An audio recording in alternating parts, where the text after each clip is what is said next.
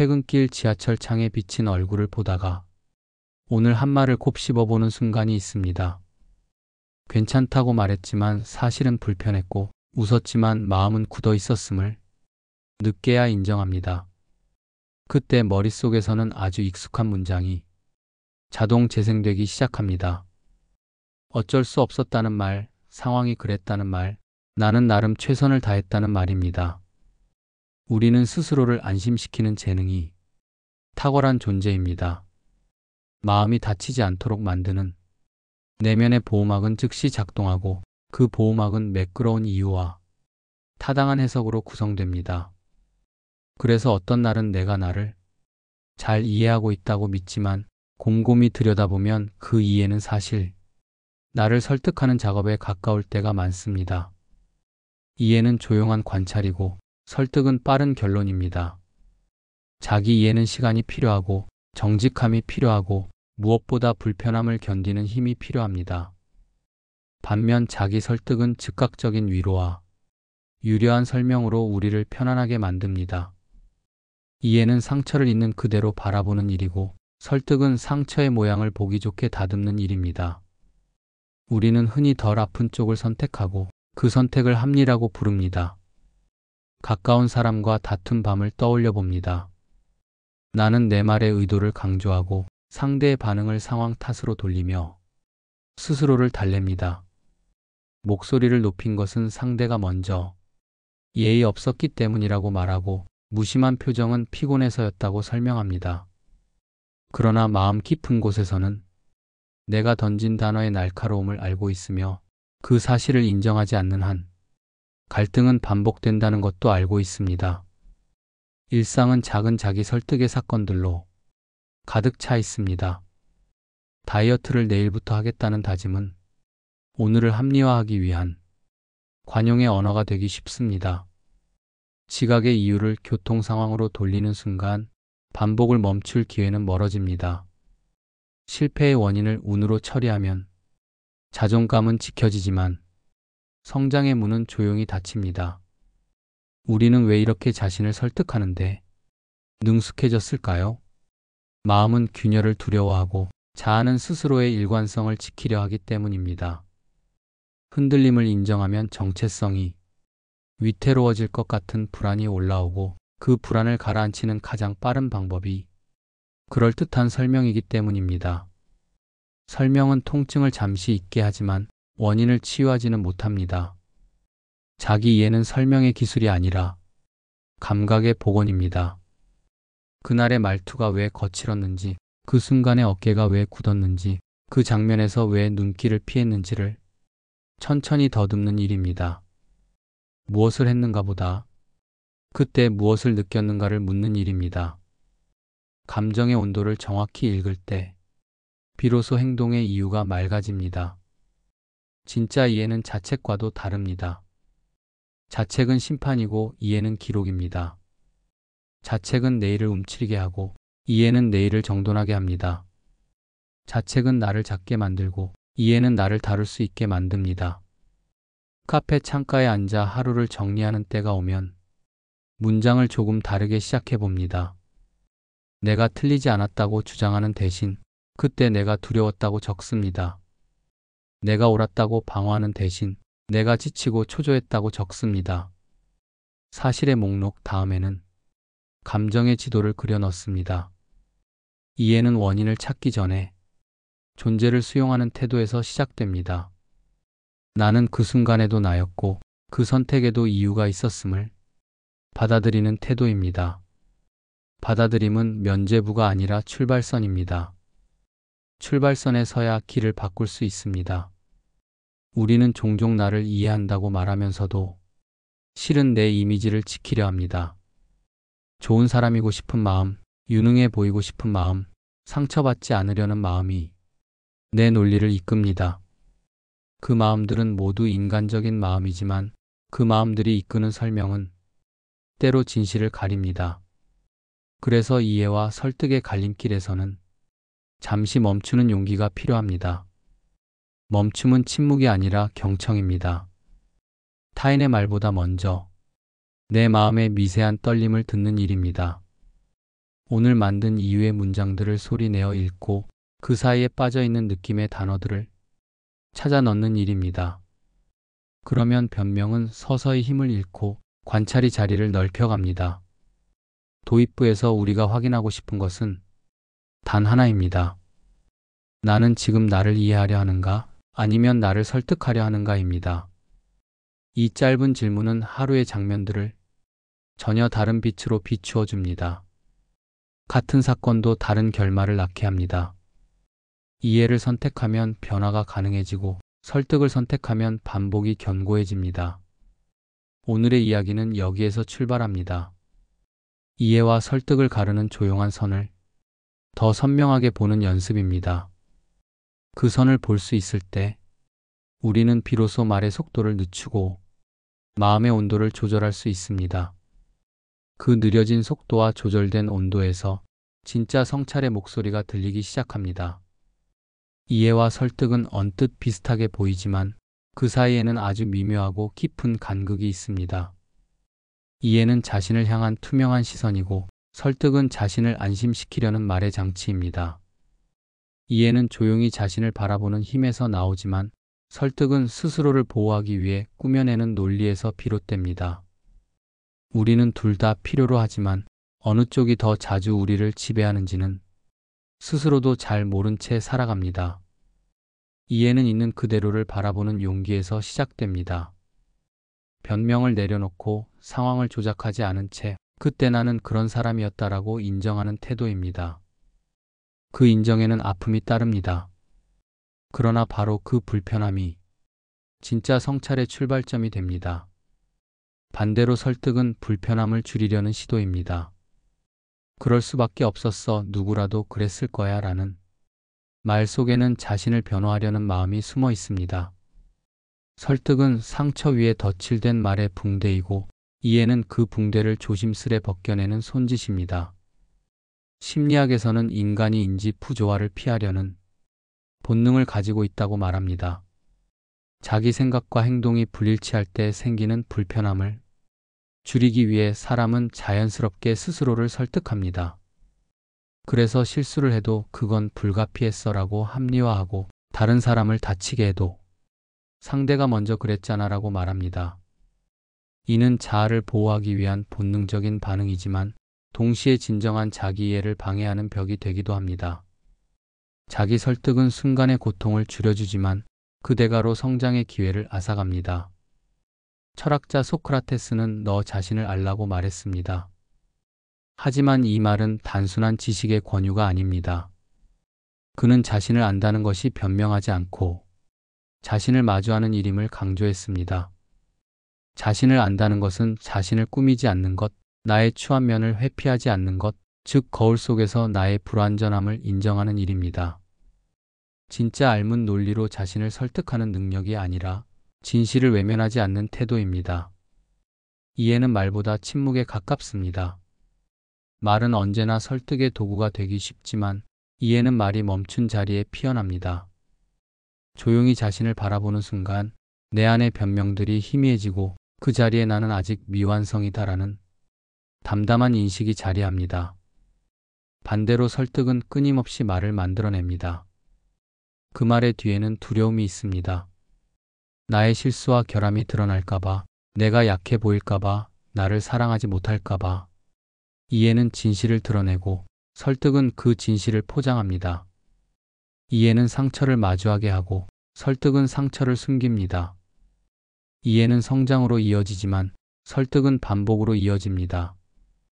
진정한 자기 이해는 나를 미워하지 않는 용기에서 비롯됩니다.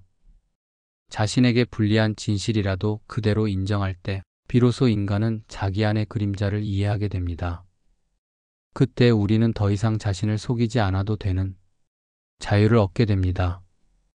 이해는 고통스럽지만 설득은 달콤한 거짓입니다. 그러나 진정한 평화는 언제나 고통의 끝에서 피어나는 법입니다.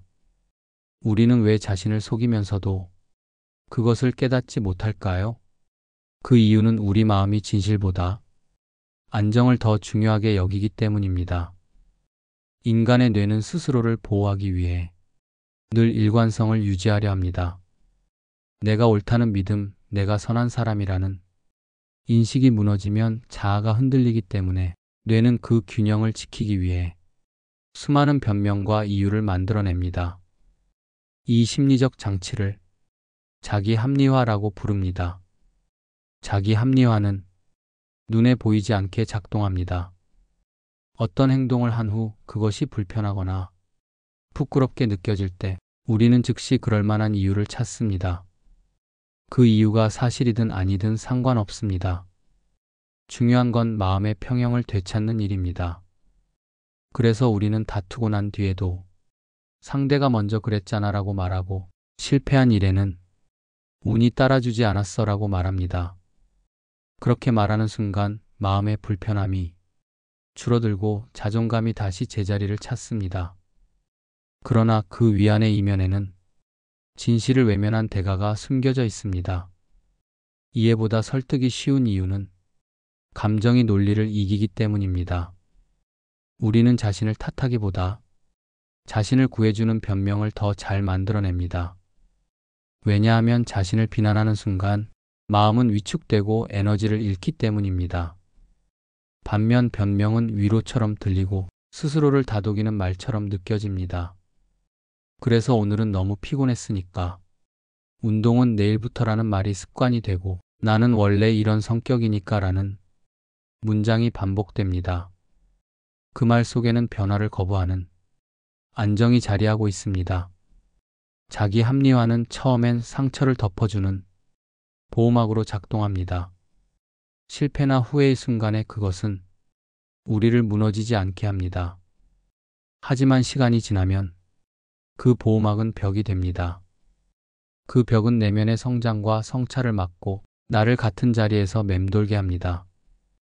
괜찮아, 누구나 그래라는 말은 따뜻하지만 그 말이 계속 반복될수록 우리는 더 이상 자신을 객관적으로 볼 수 없게 됩니다. 이해는 스스로에게 냉정한 질문을 던지는 용기이지만, 설득은 불편함을 잠시 미루는 기술입니다. 결국 자기 합리화의 본질은 나를 보호하려는 사랑입니다. 그러나 그 사랑이 지나치면 진실이 질식합니다. 우리는 상처받지 않기 위해 자신을 달래지만, 달래는 말이 쌓이면 현실을 왜곡하게 됩니다. 성찰은 불편함을 견디는 일이고, 성장은 그 불편함을 통과하는 일입니다. 자신을 이해하고 싶다면 먼저 나를 설득하려는 마음을 멈춰야 합니다. 진정한 이해는 위로가 아니라 직면에서 시작됩니다. 스스로에게 그럴 수밖에 없었어라고 말하는 대신 나는 왜 그렇게 느꼈을까라고 묻는 순간 우리는 비로소 자기 합리화의 덫에서 벗어나게 됩니다. 이해는 변명의 언어가 아니라 진심의 언어입니다. 그 언어는 상처를 숨기지 않고 고통을 미화하지 않습니다. 이해는 나를 바로 세우지만 설득은 나를 무너뜨리지 않게 붙드는 데 그칩니다. 이제 우리는 선택의 기로에 서 있습니다. 스스로를 속여 마음의 평화를 얻을 것인가요? 아니면 불편함을 견디며 진짜 나를 마주할 것인가? 진짜 성찰은 언제나 후자를 택하는 데서 시작됩니다. 진정한 자기 이해는 판단이 아니라 관찰에서 시작됩니다. 판단은 옳고 그름을 가르지만 관찰은 그저 바라봅니다. 판단은 왜 그랬지? 라고 묻고, 관찰은 그때 나는 무엇을 느꼈을까? 라고 묻습니다. 우리는 대개 전자의 질문에 익숙합니다. 실수를 하면 원인을 분석하고 행동을 합리적으로 해석하려 합니다. 그러나 이해는 그런 계산의 결과로 오는 것이 아닙니다. 이해는 해명보다 고백에 가깝습니다. 그때의 나를 비난하지 않고 그대로 인정하는 용기에서 비롯됩니다. 키에르케고르는 인간은 자신을 고백함으로써 존재를 회복한다고 말했습니다. 고백은 변명과 다릅니다. 변명은 타인을 향해 자신을 방어하려는 언어지만, 고백은 자기 자신에게 진실을 드러내는 언어입니다. 이해는 바로 이 고백의 언어로 이루어집니다. 나를 이해한다는 것은 그날의 선택과 감정, 흔들림을 솔직하게 마주하는 일입니다. 그것은 잘잘못을 따지는 법정이 아니라 내면의 거울 앞에 앉아 스스로에게 말을 거는 시간입니다. 하루의 끝에서 조용히 자신에게 물어보면 좋습니다. 오늘 나는 나를 이해했는가? 아니면 설득했는가? 이 질문은 단순하지만 강력합니다. 오늘의 피로, 분노, 불안, 후회 속에서 나는 어떤 마음을 숨겼는가를 떠올려 보게 합니다. 예를 들어 누군가의 말에 서운했던 하루라면 나는 왜 화가 났을까? 보다 그 말이 내 안에 어떤 두려움을 건드렸을까? 로 묻는 겁니다. 그렇게 감정의 표면 아래를 더듬다 보면 이해의 빛이 천천히 번져옵니다. 자기 이해의 핵심은 감정을 잘못된 것으로 여기지 않는데 있습니다. 슬픔도 질투도 두려움도 그 자체로 인간의 진실입니다. 이해는 그 감정들을 제거하는 일이 아니라 그것들이 왜 생겼는지를 천천히 알아차리는 일입니다. 그 알아차림이 깊어질수록 감정은 더 이상 우리를 휘두르지 못합니다. 마치 거센 파도 속에서도 파도를 관찰하는 자리에 서면 물결의 방향이 보이듯이 말입니다. 이해는 완성된 결론이 아니라 끝없는 과정입니다. 오늘 이해한 내가 내일 또다시 흔들릴 수도 있습니다. 하지만 중요한 건 흔들림을 부끄러워하지 않는 태도입니다. 이해는 완벽한 나를 만드는 일이 아니라 변화하는 나를 받아들이는 일입니다. 오늘의 나는 어제와 다르고 내일의 나는 오늘과 다를 것입니다.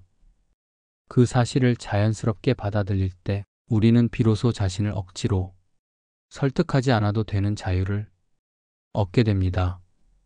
글을 쓸 때도 마찬가지입니다. 일기를 쓸 때 변명 없는 문장을 써보세요.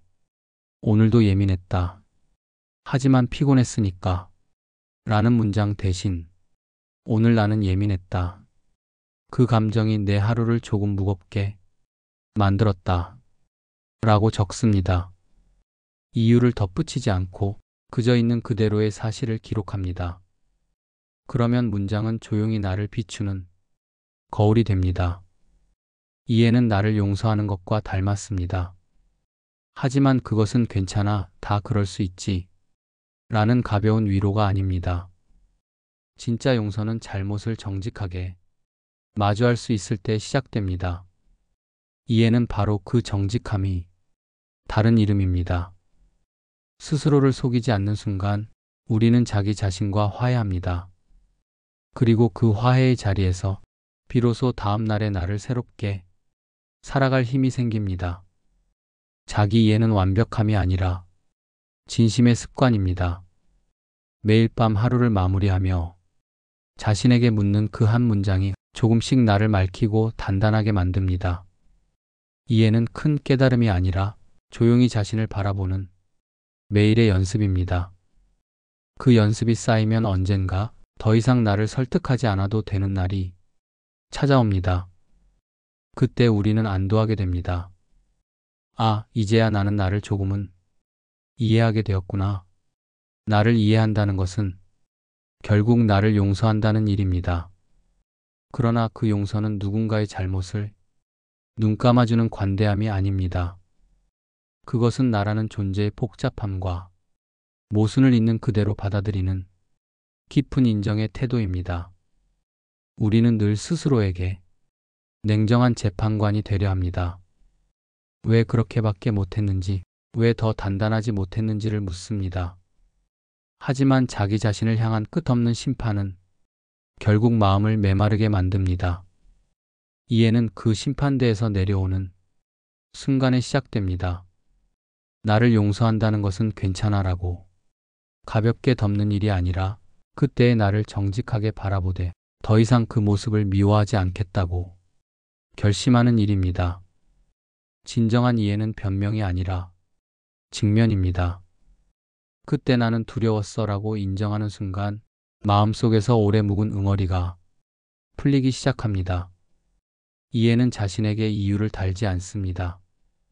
이유는 변명을 낳고 변명은 다시 설득으로 이어집니다. 하지만 진짜 이해는 이유 대신 감정을 바라봅니다. 그 감정을 알아차리고 그 감정 속에서 나의 인간다움을 발견합니다.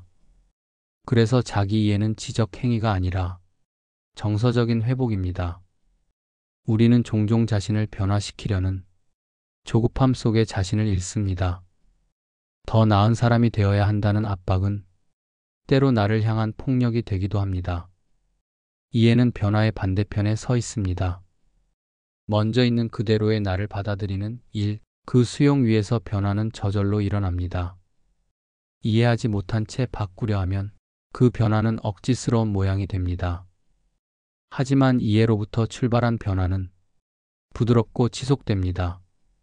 그것은 내가 틀렸구나가 아니라 그때 나는 최선을 다했구나라는 고백으로부터 비롯됩니다. 나를 이해한다는 건 나의 그림자까지 함께 껴안는 일입니다. 누구에게나 부끄러운 면이 있고 감추고 싶은 과거가 있습니다.